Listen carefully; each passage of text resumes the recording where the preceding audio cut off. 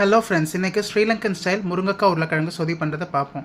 2 வெங்காயம் மீடியம் சைஸாக கட் பண்ணது, 10 பச்சை மிளகா, ஒரு 7 பல்லு பூண்டு, அதுக்கப்புறம் 2 முருங்கைக்காய், 2 உருளைக்கிழங்கு நீல வாக்கில் வெட்டினது. இது எல்லாத்தையும் ஒரு கடாயில் எடுத்துருங்க. அதுக்கப்புறம் 1 டீஸ்பூன் பெருஞ்சீரகம், 10லேருந்து 12 வெந்தயம் இதை ஆட் பண்ணி வச்சுருங்க. இந்த மீன் டைம் ஒரு தேங்காய் எடுத்து பால் எடுத்து வச்சுக்கோங்க.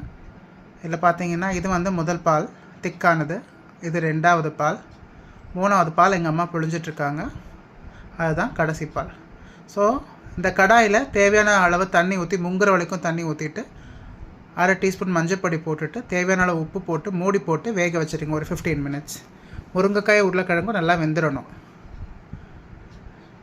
இப்போ வெந்துருச்சு.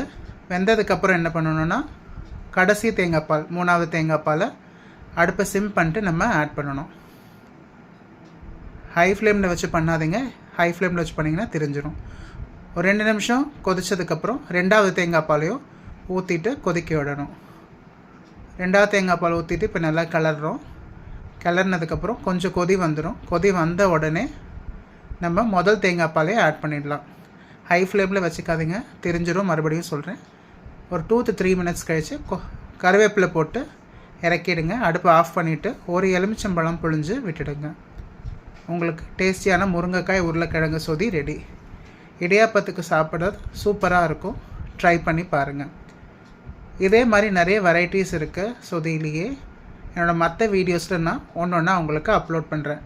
இடியாப்பத்தோட சுட சுட சாப்பிடுங்க, பிரமாதமாக இருக்கும். ரெசிஸ்ட் பண்ணவே முடியாது, அந்தளவுக்கு சாப்பிட்டுட்ருப்பீங்க. Try it.